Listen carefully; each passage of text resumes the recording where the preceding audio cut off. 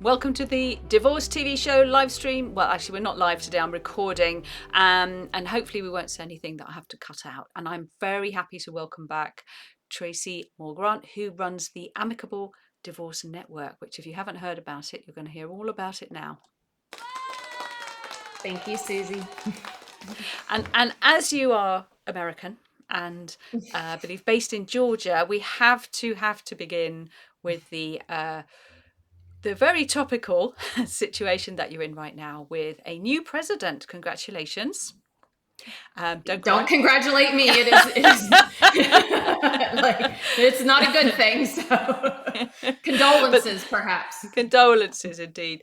But I think it's quite interesting that with what's happening there with let's take it from two sides. One is Trump's posse, shall we say, and with certain amount of validity, saying that there's something wrong with the system and it needs changing, which actually links up quite nicely with some of what we're going to be talking about in the divorce system, whether it's UK or USA. There are some fundamental issues with the way it plays out, but it's all about how you do it and the shall we say the energy that you know, love not hate, shall we say, is definitely the way forwards. So could you just say a little bit about, because I think there's a lot of interplay between the way the divorce system plays out, and that people just think, well, that must be how it is, or it must be correct, or I just believe that person, who, whether it's a lawyer or a politician, and there's a lot of should we say naivety and wonderful human trust, which unfortunately isn't always useful. I'll let you say a little bit more about that. Yeah. So, trust but verify, I guess, is maybe like a good rule of thumb. You know, we call it fake news here. So, the legal system, and this means a criminal case, a civil case, a family law case, is adversarial in nature.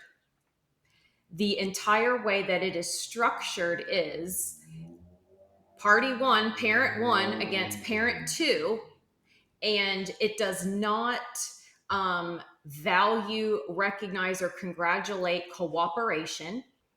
If you are saying we're going to have a judge handle this, it really is sort of like Donald Trump, who can say the worst stuff the loudest. You know, maybe it's true or not, you know, who knows? And that is sort of very much what court is like. But what people need to understand and get facts about is that so long as there is no fault divorce, which just occurred in the United Kingdom within the last couple of years, parties have a choice to not utilize the adversarial system. They can choose to resolve their legal differences privately, efficiently, low conflict, with the professionals that they choose, the way that they choose, and it doesn't have to be the adversarial system. It can be more of a cooperative system. And I think that's a great way to describe it. It's, to be fair to those who have gone before and kept it peaceful, there was the opportunity, but the system, because right at the beginning you had to do the stupid thing of say something horrible about the other person in order to be allowed to get divorced, unless you waited 5 years, which is ridiculous. That's crazy. So thank goodness we've got rid of that. And I know in some states, California, for example, you don't have no fault divorce. Is that something that's throughout the United States? Every jurisdiction in the United States has no fault divorce. What varies in the United States is the waiting period. So, for example, I am in Georgia. From the day that we file a divorce, people can be divorced in 31 days. Every jurisdiction is different. California is one of the longest. I think they're at 6 months or a year, depending on whether you have kids or not. So you may have an agreement. You may have everything resolved. You may be living separately, but just waiting on that final judge's signature sometimes is all that you're waiting for. So, so long as you have no fault divorce. And there are some states actually that don't let you even file on fault grounds anymore because it clogs up the court system there so much. They're like, we don't care. We don't care. Yeah, they're like, please don't burden our court system with these, problems. Sort it out yourself. So we're seeing quite the opposite. But it is worth noting that no fault divorce is on the Project 2025 agenda to be removed. So in the Oh United States, there's a God. potential that Mm. that will happen, that will be a federal act that will be put in place. That's horrendous, because I remember working with people who and saying, you literally this ridiculous game where you have to make up something horrible. And sometimes Hmm. it was the person who hadn't done, Yeah. committed adultery. It was the other one just to Hmm. get this thing Yeah. done. Hmm. And so Yeah. it was just and it was awful and it was pointless. And most of the time, of course, it actually fueled the anger and the rage and Hmm. made an already toxic system even worse. So yeah, that's Yeah. very sad to hear. So we're very Hmm. lucky in the UK that we Oh have yeah. this, though Hmm. that could change with further It, governments. yeah. We So should never it's ever be important. complacent. Yeah. I think timelines are very similar from what I understand between the United Yeah. States and the UK now that we all have no fault divorce in this particular moment in Mm-hmm. time. Um, and it's important to note that in the United States, only about 5% of family law court cases actually go in front of a judge for a final resolution. Just 5%. And No. the average time it takes for that 5% to reach a resolution is 18 months, and the average cost is about $40,000. No.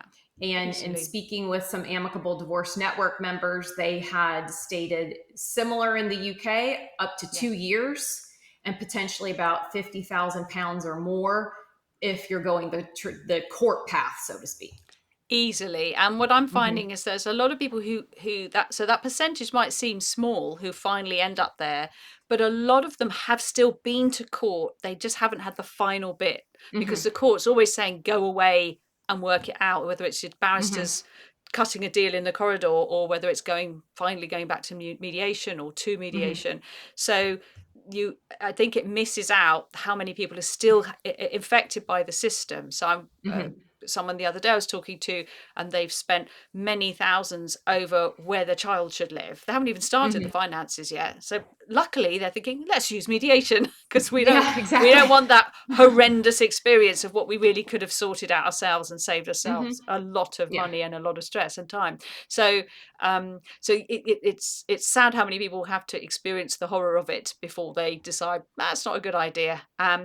And I think that's something that's important to point out. So you and I are amongst those who have been very keen for a very long time now to keep people out of court. And sometimes it does feel like you're trying to persuade someone of the benefits, but Yeah. actually there are multitudes. So I think it's worth Hmm. talking about, especially in the context of the UK, because for those who don't know, who are listening to this now, Amicable Divorce Network isn't just in America. Right. Tell me where else it is.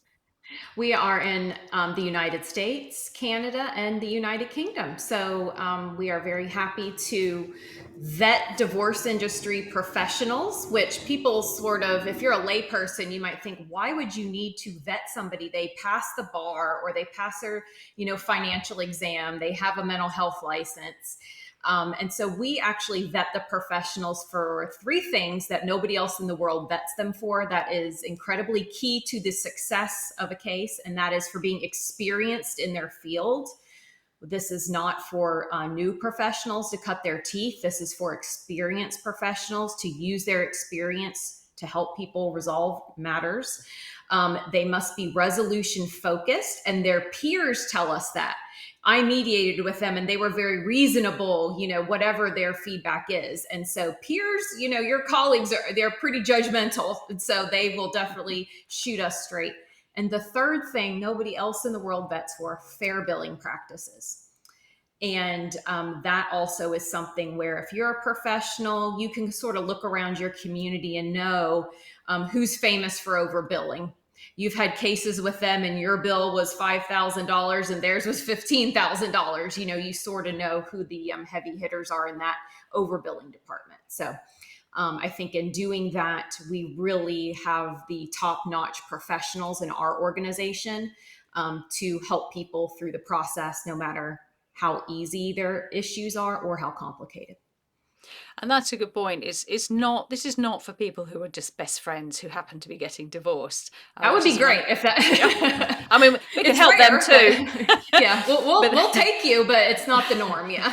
yeah, and I often find that's one of the things I'm people say, "Oh, are people friendly?" When I'm like, "No, no." Most of the people Yeah. working with her in a really, really bad way, and they really don't like each other at all. And often, Hmm. sometimes there's abuse, there's mental health issues. It can be quite a messy setup because otherwise Hmm. they can do most of it themselves. They don't Yeah. need that much help if it's really, Hmm. really amicable, unless they've got financial assets, and then it is good to work with some good people. Hmm. But I wanted you to say a little bit about the complexity of some of these cases, because you deal with some very complex ones yourself, don't you? Because you don't go to court at all anymore, do you? Say a little bit more about yourself and Sure. your work. So I'm an attorney. I'm in Georgia, which is north of Atlanta. I'm also a mediator. I'm also an arbitrator, a parent coordinator, which is like having a private mediator arbitrator for parents. And for a long time, I served the court as a guardian ad litem, and that's a person who investigates and reports back to the court the best interests of the child, does home visits, things like that. In 2018, I pivoted away from family law and really was very disenchanted with the adversarial system because, by its very nature, it doesn't help parties. And having a high conflict professional involved in the case could derail the entire family and their finances. And it really bothered me. I'm having to react to these bad actors. I actually sort of just took a step back and I started teaching constitutional law at a local college, which is a whole other can of worms now these days. But then I founded the Amicable Divorce Network in 2019, and I have not been to court as an adversarial attorney since 2018.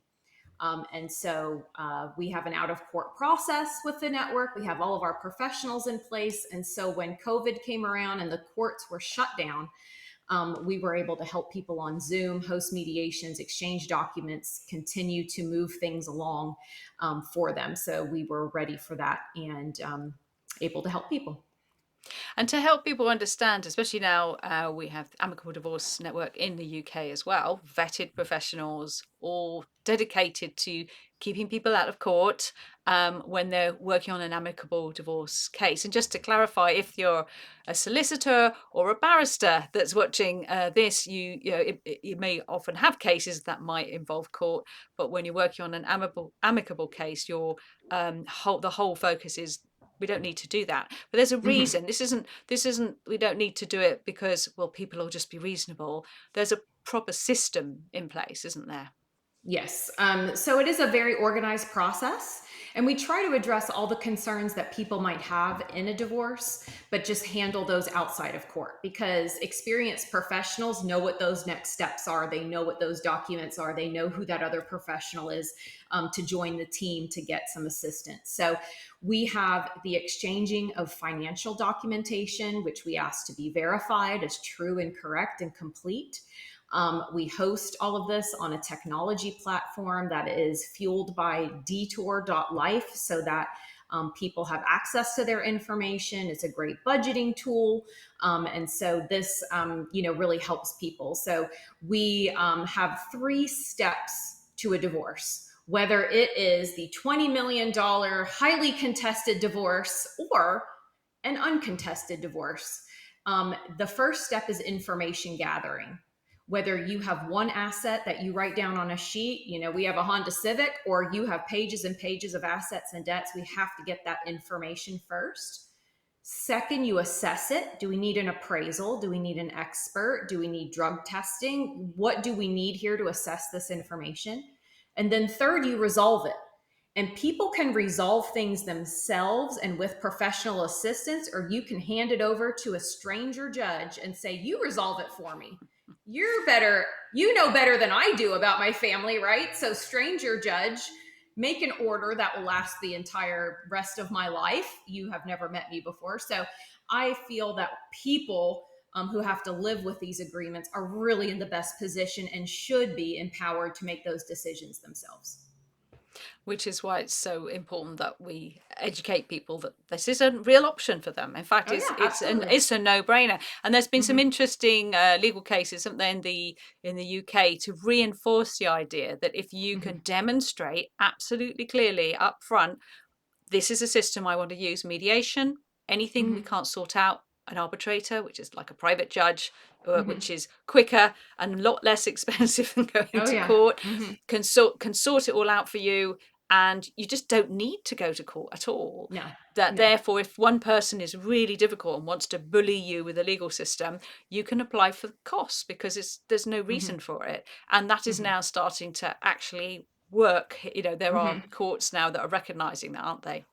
Yes, I think that's going to be the game changer. I think you Yeah. need to see people and professionals hit financially for their behavior. If they are not working on resolving things, if they're not responding to correspondence, if they're dragging out the case, if they're not giving the information that you've asked for, all of these are reasonable things that reasonable professionals should be doing. And if somebody isn't doing that, whether it's the professional or the person, the client, they should be assessed with the cost of their bad behavior. And so Yeah. we really need to see a lot of that on an ongoing basis for people to change this high conflict behavior. Yeah, even today, I was encouraging someone that when they go to do the financial case in the mediation, having already worked with a financial expert, because that's quite a Mm-hmm. useful thing to do first. Oh yeah, please. They don't just leave it all up to the mediator. I get work with Yeah. somebody who's qualified to look at your finances. Mm-hmm. Go in, but to make very clear to their spouse, because it's quite a tricky situation up front, this is how we're going to do this, isn't it? Get Mm-hmm. their buy-in, but so they're really, really clear that Mm-hmm. if they decide to, they don't like it and they're going to, oh, I'm going to go to court, that if they then go to their solicitor and say, he or she's saying, Mm-hmm. if I do this, I could end up with costs, that that truthful solicitor will Mm-hmm. go, could be, Yeah, because that's all you that's need a for them risk. Yeah. to go, well, maybe we'll use, if we can't do the all of it in mediation, maybe we'll use an arbitrator. So there's Yes. a kind of common sense level of this, but because Mm-hmm. it is such common sense, I think there's going to be a lot of people who are coming to this new going, well, why haven't I been told about this at the Citizens Advice Bureau or online? Why is this new thing, which is so Mm-hmm. obviously a better way to do it? Why do you think it is a new thing? That's something you had to create. I was kind of doing in my own little way here, which is why we joined forces, because you've got a lovely website, which we're going to have a look at in a minute, and and loads of support for the professionals who get involved in this. Why do you think it is that so many people haven't heard about this, and why isn't Resolution Family Law Association jumping up and down and shouting that this is such a good thing? Well, I can't speak to resolution, but generally speaking, it's a threat to the family law system. So many professionals make their money off of conflict. The longer your case lasts, the more conflict there is, the more court appearances, the more documents that need to be produced, the more money that they make. And there is an entire group of people, I would say, unfortunately, most family law professionals who are perfectly happy and fine with that system. There is a smaller group of people who are in the amicable divorce network who got into this space to help people. And when they are forced to waste their clients' money and time and engage in this back and forth that they know is bad for children, it doesn't feel good to them. They don't feel like they're doing their best work. And so our professionals are vetted for taking that conflict down. But you don't see, the high conflict professionals, you have a consult with one of them. They're not going to say, well, you seem like a lovely person. You should consider this other organization that I'm not approved to be a part of, but would actually be in your best interests. Here in the United States, it's so popular that we see the high conflict attorneys stepping on our marketing. They will say that they do amicable divorce on their websites, and they do not. So now we have to make sure all of our professionals have that seal of approval and get that marketing message out there. But I think the people also who are facing divorce need to really educate themselves about their choices. And so when they are seeking this service and they are like, this is what's best for my family and my pocketbook and my mental health, the professionals will have to offer that service or they just won't have clients anymore. And so over time, we hope that it changes the tone of family law and makes it less adversarial. That's definitely the dream. I think we'll do it, because it's not been that long since you boldly suggested that that you extend the amicable divorce network not just throughout America, where it's growing, into Canada, but also into the UK. And I'm very, very proud to be an Yes. ambassador for that. Um, I'm just going to share here. Can you see the some of the, just a little snapshot of just some of the UK professionals? We've got expert Yes. lawyers in Scotland, because their law is different in Scotland, UK, and obviously lots of other professionals who aren't just lawyers, but cover a wide range of services rather. So, can Hmm. you say a little bit about the collaborative approach Hmm. of this, and the range of professionals that people will tend to find, whether it's whichever, whether they're in the US or the UK, coming Hmm. onto the website? So, our goal is to have within our database a vetted professional for any problem that a person might have during a divorce. We welcome any professional who helps people before, during, or after divorce. And those main categories are legal, um, resolution like ADR, mediators, arbitrators, financial professionals, wellness professionals, mortgage and real estate professionals. We have insurance professionals in the United States that you guys don't have to bother with, and mental health professionals, and more. I often hear from somebody like, "Oh, I love helping people through divorce," and we figure out a place to put them. We have a lot of coaches in different areas: career, image, divorce coaching, parenting, all sorts of different things. So we build the team for an amicable divorce based on what the parties need and what they can afford. And so if they don't have complex finances, we probably don't need that financial professional. But if they have a special needs child, we might need somebody to do a career assessment of the child to determine if that child will ever live on their own or work, or will have long-term, support. Do we have a small business that we need to deal with, but perhaps no children? So we are able to cherry pick, from our roster of professionals to add people to the team as needed. And it really is an understanding that the public needs to have, and that is that your lawyer, your solicitor, is not an expert in all things. Some of them might like to think that. And generally, I think, lawyers and solicitors are sharp and they've probably come across issues, but they are not financial professionals. They are not mental health professionals. If they are sitting in the role of being your lawyer, they're also not your mediator. And so you really need to bring in the right tool for the problem. And when you do that, you're getting the expert help on that problem and not overpaying the wrong person. And so, with everybody in our group being vetted for fair billing practices, you can rest assured that you're going to be charged a reasonable rate for the services, or we will remove them. And so, that is something that we have done. Unfortunately, we had a couple of people slip through, and we have a membership process to admit people and also to see them on their way if they don't continue to engage in training with us, and also share and promote our ideals if they do anything we deem to be high conflict. So it's a very protective environment for people to, divorce is a terrible time. We're trying to get people the best divorce possible. And that probably sounds like a complete contradiction, but to have a client say, this was bad. This was the worst thing that's ever happened to me. But you know what? It wasn't as bad as I thought it was going to be. And you guys made it easier. Thank you for looking out for my kids. I actually have a little bit of money left over. I'm going on a tropical vacation to have some healing time. I mean, that's the goal. That's, to set people up for the future, not to continue to be mired in this conflict process for years. Get things resolved, move on with your life. And you mentioned there about the children, because of course, certainly in the UK, it's like two railway tracks. You've got Yeah. finance, and then you've got the admin side. You've got the Mm-hmm. finance, which is also, people don't even realise that they're kind of two separate processes. And Mm-hmm. then there's the children, which is not something you just sort out at the end, is it? It's Right. like, one of the things I love about the Detour Life platform that you spoke of. There's a parenting plan template Mm-hmm. there. It's always so important to get people to use that as early as Mm-hmm. possible. But you get involved in some quite complex situations, because so many children here, as they are in the States, have all kinds of complex Yeah. challenges, which make it a Mm-hmm. lot more complicated and can affect the way the divorce goes. Perhaps you can say a little bit about that, because I know it's something you're very hot on. Yeah, one thing we're very passionate about is people having a child centered divorce. And you may say, what does that mean? So, when I meet with a client initially who is expressing they want an amicable divorce, I'm very clear with them that this is a child centered process. This isn't a you centered process. And so, we might be faced with a decision.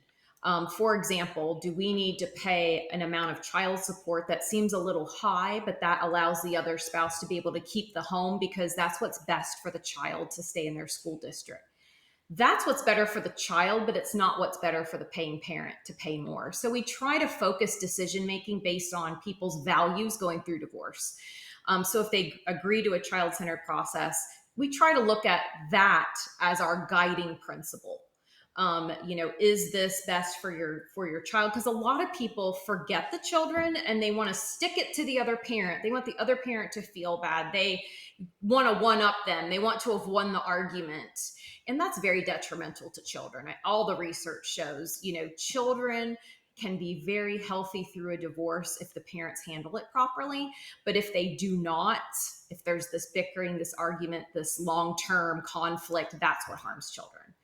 And generally, I think people love their kids and they want to do what's best, but we help guide them on what that means through the divorce process. And certainly with the UK director, we've got specialists in not just well-being therapy, but also with working with children, Mm-hmm. international co-parenting, Oh, yeah. and anything. And also between us, we're always referring on to other people. Mm-hmm. So even people who might not have joined the network yet, we can make sure that everyone gets well looked after. So what's Mm-hmm. your, just to round off, what is your dream for your vision for Amicable Divorce Network? Where is it I in would love 5 years? 5 years time, even if Trump has managed to bring back fault-based divorce in an insane and You know, damaging what's move interesting to is even if he families. does that, yeah, even if he does that, I feel like we've created a parallel system of like minded professionals that will figure out how to I almost say outsmart because that gives him too much credit. Out orange him. I don't know. And so we will all be on the same page to figure out how to get this done. And so we are already having meetings about this with our professionals, particularly those in Texas and other places, to figure out what's our next best move. But I would love when people are approaching divorce that they know that there's amicable divorce, that their friend has heard about it, that their therapist has recommended it, that when they are approaching divorce, they know what their choices are. They can choose the court route or they can choose the amicable route. And so that it is just a well known option for people that they can make the best choices for themselves. I come across so many people who are like, I wish I'd known about this a year ago. I wish I'd known about this when I did my divorce. And it's too late to help a lot of people. And I hear a lot of horror stories. So it really is spreading the word and getting it out there that this is an option for everybody approaching divorce. You have a choice on how this goes. And here in the UK, because there's a prominent, it's not just online divorce system that you can meet up, but it's something called amicable divorce, which is it's different in that, yes, Mhm. they want it to be amicable, but my understanding of it is that if you're not amicable, it's very difficult for them to help you. Whereas the beauty of the Amicable Divorce Network is that we can take on, as I would say, even if you have the ex from hell, we Yeah. can help you get through this and save you thousands and thousands of pounds and an Yeah. awful lot of stress and time and make things a lot better for your children. So I just wanted to Mhm. to clarify that in case anyone Yeah, listening has I think confusion. that's the key. Why do we have this experience requirement? And it's because Mm. if you've been doing this for a while, you have a skill set of working with difficult people, of working with difficult situations. You know what that end result is because you've been there, done that. So let's work on getting to the finish line with our experience and knowledge. So I think that's just a very key component that we don't see really in any other organization. And on that basis, it's worth mentioning that, like you yourself, I know, but we have mediators who Mhm. are, even if there's domestic abuse, all kinds of awful things, it doesn't mean it's Right. impossible to mediate. There are ways to do it. Mhm. Shuttle, you don't online, you don't see them, Mhm. and you also put in a lot of support around those. particularly the vulnerable person, for that. So, and I think that's a really important, Mhm. massive difference, because there are Yeah. mediators who won't Mhm. touch that. Fair enough, Mhm. but we've got mediators who are very Mhm. experienced in dealing with those kind of what I call very difficult people. Yeah, in the United States, is particularly where I am in Georgia, you are not allowed to not mediate. And so we are accustomed to doing these difficult Mm. people, difficult situations, including domestic violence. There's special training that you have to take, and we do a lot of those on Zoom, different breakout rooms for everybody's, comfort and safety. But there's ways to work through this, and so our professionals can identify that difficult task. Here's the person you need. Here's the tool we're going to use to handle this, and get you to a solution. So even if you have a narcissist, a difficult person on the other side, high asset, no asset, 15 kids, 0 kids, there is I always say every divorce is like a lock, and every lock has a key, and our professionals are vested with the knowledge for how to get that key for you and how to unlock your divorce and get you towards a resolution. And when other professionals are just scrambling around and delaying things, and all of that, you really have to take a step back and say, for what purpose? And really, it's for financial gain, unfortunately. But that's how the system is built. And if you don't want to be involved in that, you need to look at Amicable Divorce Network professionals. Perfect way to end. Thank you so much, Thank Tracy. you. Thank you.